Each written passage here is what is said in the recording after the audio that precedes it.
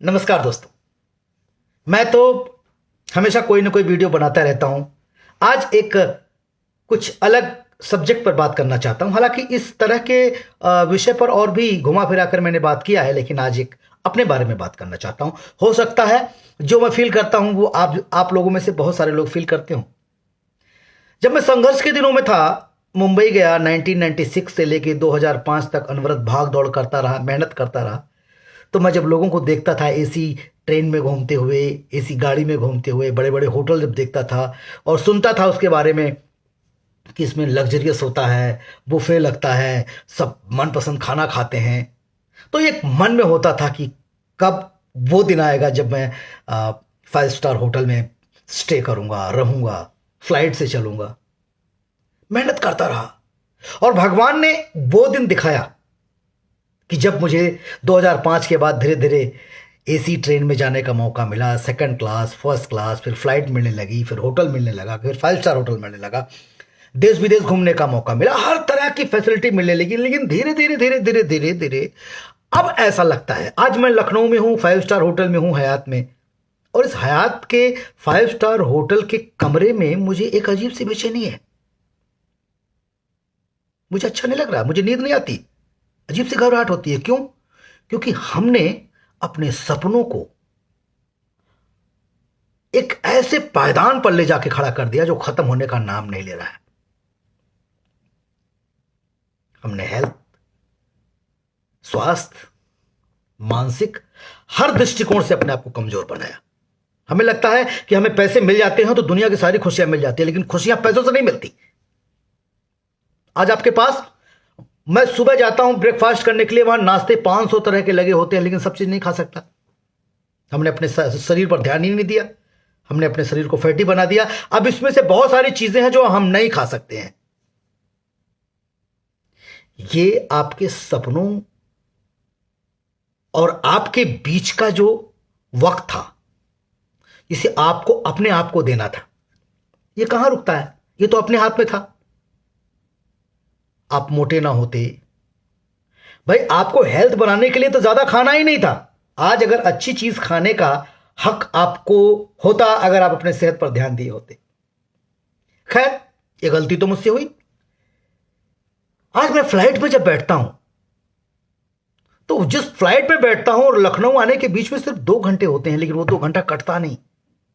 ऐसा लगता है कि बस नींद आ जाए, सो जाऊं और एयरपोर्ट पे जस्ट लैंड करे और नींद खुले कि मैं आ गया। वो 2 घंटे का भी इंजॉय हम नहीं कर पाते। क्यों भाई? वही फ्लाइट पे बैठने के लिए तो आप सपना देख रहे थे, आज बैठा तो इंजॉय करो, उस 2 घंटे में मजा लो। लेकिन नहीं, आपको उस 2 घंटे में बेचैनी होने लगती है, घबराहट होने लगती है। जब 24 घंटे आप ट्रेन में मस्ती लेते हुए जाते थे, स्टेशन पे गाड़ी रुकती थी, आप उतरते थे, पकौड़ी खरीदते थे, चाय खरीदते थे, चाय गरम होता था। सामने वाले से आप पूछते थे, भाई साहब कहां जा रहे हैं? अच्छा यहां जा रहे हैं। अच्छा आपका घर कहां? अरे अरे वही तो मेरा घर है, वहां तो मेरी बुआ रहती है। इस तरह की बातें होती थी। आज फ्लाइट में बैठा हुआ बगल का आदमी आपसे बात नहीं करता, आप उससे बात नहीं करते हो, आप अपनी सीट बेल्ट लगाते हो। अगर आपकी खिड़की की तरफ है, विंडो सीट है, तो आप चुपचाप बाहर देखते रहते हो, किताबें पढ़ लेते हो, लैपटॉप देखते हो और या तो सो जाते हो। उस सफर का सच में आनंद आपको नहीं आता है। आज होटल हयात के इस खूबसूरत कमरे में भी मुझे आनंद नहीं आ रहा है, क्योंकि अब मैं कुछ और आनंद ढूंढ रहा हूं। जबकि आनंद जिस आनंद को आप ढूंढना चाहते हैं वो आपके आसपास है और आप उसे चाहते ही नहीं है। क्योंकि आमतौर पर हमें गलती है, हमारी गलतफहमी ये होती है कि अगर हमारे पास ढेर पैसे आ जाए, बहुत सारे जब पैसे आ जाएंगे, तब हम आनंदित होंगे। और उस ढेर सारे पैसों के आते आते आप ढेर सारे रोगों के मालिक हो जाते हैं, ढेर सारे परेशानियों के मालिक हो जाते हैं, और आपके ढेर सारे पैसों का आनंद आपके ढेर सारे बच्चे लेते हैं, और आप बाबा जी का झुंझुना हिलाते रहते हैं। आंखों से दिखता नहीं, पैरों से चलता नहीं। खुशियां आपके आसपास ही होती हैं। खाने को पैसे नहीं होते थे, तब भी जीवन था। अब गाड़ी से चलता हूं, फ्लाइट में बैठता हूं, बड़े बड़े होटल में रहता हूं, अभी भी संतुष्ट नहीं हूं भैया। अब क्या चाहिए? टाइगर, मनोज सिंह टाइगर क्या चाहिए आपको? अब आप 50 साल के हो गए, अभी भी आपको आनंद नहीं मिला। इसी आनंद के चक्कर में, जिस आनंद को पाने के लिए मामा कब बूढ़े हो गए पता नहीं चला। दीदी कहती रह गई कि हमारे घर आओ, हमारे घर आओ, 20 साल हो गए नहीं जा पाए वहां। दीदी के ससुर हमेशा कहते रहे कि मनोज को बुलाओ, वो भी इस दुनिया से चले गए। ऐसे न जाने कितने दोस्तों की शादी हो गई, उस शादी में नहीं जा पाए, शूटिंग है, ऑडिशन है।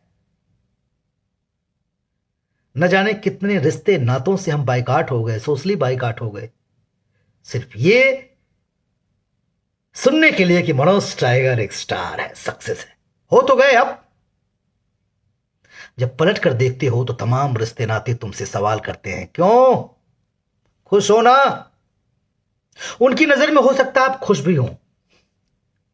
वो घर पे बैठ के बात भी करते होंगे कि मनोज टाइगर देखो बहुत बड़ा स्टार हो गया है, बहुत पैसे कमाता है, लेकिन मनोज टाइगर कमबख्त कहीं किसी जगह पर खुश नहीं है। ये सिर्फ मनोज टाइगर की कहानी नहीं है, हर सफल व्यक्ति की कहानी है जिन्होंने अपने आनंद को अपने अंदर नहीं ढूंढा है।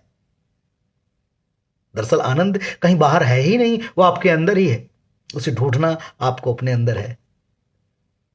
एक बड़ी अच्छी लाइन है, निदा फाजली साहब ने एक सीरियल के लिए लिखा था कि घर के सुख दुख ही अपने हैं, बाकी सब झूठे सपने हैं, तेरे घर के आंगन में तेरा घर ना खो जाए, कहीं दूर, कहीं देर ना हो जाए, कहीं देर ना हो जाए। जब घर से निकला था, गांव से निकला था, तो सपना था कि ट्रैक्टर खरीदूंगा, पक्का घर बनवाऊंगा, ऐसे करूंगा वैसे करूंगा। लेकिन जब मुंबई पहुंचा और कमाने लगा तो सपने बदल गए। मुंबई में फ्लैट की कल्पना करने लगा, मुंबई में घर होना चाहिए, ऐसा होना चाहिए, वैसा होना चाहिए, गांव में छोटा घर बनवा दो, क्या जरूरत है, वहां का रिटर्निंग नहीं कुछ है। कुछ रिश्ते और कुछ काम ऐसे होते हैं जिनका कुछ रिटर्निंग नहीं होता है, वहां भावनात्मक तौर से आप जुड़े होते हैं। क्या आप अपने पापा को टाइम देते हैं? मैं कभी कभी सोचता हूं कि मैं अपने पिता के साथ इतना वक्त गुजारा, अब जब उनको मेरी जरूरत है तो मैं उनको टाइम ही नहीं दे पाता। मां के सपने पूरा करने थे और जब मां का सुख लेने का समय आया तो मां छोड़ के चली गई। तो जो आपके पास रिश्ते नाते हैं, इस पे मुझे अब रियलाइज होता है और मैं पूरी कोशिश करूंगा कि उसे पूरा करूं। पर मैं अपने सभी मित्रों को बताना चाहता हूं कि जो आपकी दृष्टि में, जो आपकी नजर में बहुत सुखी और बड़ा आदमी लगता है, दरअसल उसमें से 99% बहुत दुखी है। उन्हें नींद नहीं आती, उन्हें रात को नींद की दवा लेनी पड़ती है। मुझे याद है मैं क्या नींद लेता था, मेरे अगल बगल नगाड़े बजते तो मेरी नींद नहीं खुलती थी। अब 2 बजे के पहले नींद नहीं आती है। सुखी तो वो है जो अच्छी नींद लेता है। खाना तो दाल चावल रोटी ही है। हो सकता है मेरी बात बहुत लोगों को अच्छी नहीं लगे, लेकिन सफलता पाना, अपने अपने मंजिल पर पहुंचना सबका अधिकार है, लेकिन रिश्तों को खोकर नहीं। रिश्तों के साथ, रिश्ते ही आपके अपने होते हैं, घर परिवार ही आपका अपना है। मां बाप, भाई बहन, नात बात, रिश्तेदार, इनके क्रम में बंधे रहो। हो सकता है कभी तकलीफ हो, दुख हो, किसी की अवहेलना झेलना पड़े, ये पार्ट ऑफ लाइफ है, ये जिंदगी है, ये जीवन है। इसी से तो मजबूत होकर आप आगे बढ़ते हैं। सफलता लीजिए, लेकिन किस कीमत पर? उस कीमत पर जब आपका परिवार आपसे दूर हो जाए, आपके घर परिवार वाले आपसे दूर हो जाए। कभी कभी बहुत रोना आता है। अचानक मैं परसों बैठा था, मेरे एक मित्र हैं जिनके साथ मैंने इलाहाबाद विश्वविद्यालय में पढ़ाई की थी, वैभव वर्धन दुबे, जो इंडिया न्यूज में बड़े पत्रकार थे। 6 महीने पहले मेरे पास फोन आया, मनोज भाई कैसे हैं? मैंने कहा अच्छा हूं वैभव भाई। बोले मुझे कैंसर हो गया। मैंने कहा क्या बात करते हैं? बोलते हाँ यार, स्टमक कैंसर हो गया और मैं चंडीगढ़ में इलाज करवा रहा हूं, लेकिन ठीक हो जाऊंगा। बड़ी बुलंदी के साथ भाई ने बोला। फिर 2-3 बार खबर लिया। फिर शूटिंग में ऐसा बिजी हुआ कि मैं वैभव भाई की खबर नहीं लिया। परसों मैंने सोचा कि मैं वैभव भाई को फोन करूं, तो मेरे मित्र संजय चतुर्वेदी साहब, जो दिव्य प्रेम सेवा मिशन के एक सूत्रधार हैं, उन्होंने कहा कि 2 दिन पहले वैभव भाई की डेथ हो गई। मैं वैभव भाई से मिल भी नहीं पाया, वैभव भाई से बात भी नहीं कर पाया। यह कौन सी सफलता है कमबख्त? यह कौन सी सफलता है? क्या आप अपने मित्र को देख नहीं पाए? मैं अब कभी कभी मन होता है कि अपने गाल पे थप्पड़ मारूं। अपने लोगों से मिलो, चलो, बात करते रहो भाई। किसी भी, कितना भी कमा लो, ये भूख कम नहीं होने वाली है। और लौट चलें रिश्ते के साथ, काम के साथ गांव का, परिवार का सदस्य का तालमेल बना रहना चाहिए। मैं बनाने की कोशिश कर रहा हूं, फिर से आप भी कीजिए। आपके जीवन में भी ऐसी घटनाएं बहुत घटती होंगी। वही पल होता है जब आप किसी की खबर ले लेते हैं। आज मोबाइल होने के बाद भी, डिजिटल जमाना होने के बाद भी हम लोगों से कम्युनिकेशन गैप में है, रिश्ता, हम बिल्कुल कटे हुए हैं। मोबाइल पर हाय हेलो गुड मॉर्निंग और ऐसे ऐसे सुविचार भेजने वाले जो अपने ही परिवार का खबर नहीं लेते हैं, ऐसे ऐसे सुविचार भेजते हैं मोबाइल पर, ऐसे ऐसे पोस्ट लिखते हैं कि दुनिया में इनसे ज्यादा ज्ञाता कोई नहीं, इनसे ज्यादा भलमनसाहत वाला इंसान कोई नहीं, सबसे बेहूदे होते हैं। अपने ही घर में अपने बाप की खबर नहीं रखते हैं। ये बहुत सारे लोग होंगे, शायद मैं भी हूं, लेकिन मैं अपने आप को दुनिया का सबसे बड़ा दोषी मानता हूं। मुझे लगता है दुनिया का सबसे घिनौना इंसान हूं मैं मनोज टाइगर। मैं बड़ा पवित्र था, लेकिन सफलता में, मेहनत में, भागने में, दौड़ने में कहीं ना कहीं मैंने अपने ऊपर एक बेईमानी का, नीचता का, झूठा का एक लेयर चढ़ाता गया और मैं बिल्कुल गंदा इंसान बन गया। मैं धोऊंगा अपने आप को, फिर से अच्छा बनाने की कोशिश करूंगा। हो सकता है मेरी बातें आपको पागलपन की लगें, लेकिन ये मेरे दिल की बात है। मैंने फील किया और मैं अब मेडिटेशन करता हूं, मैं योगा करता हूं। मैंने खाने पीने की चीजों पर उतना ध्यान देना बंद कर दिया है।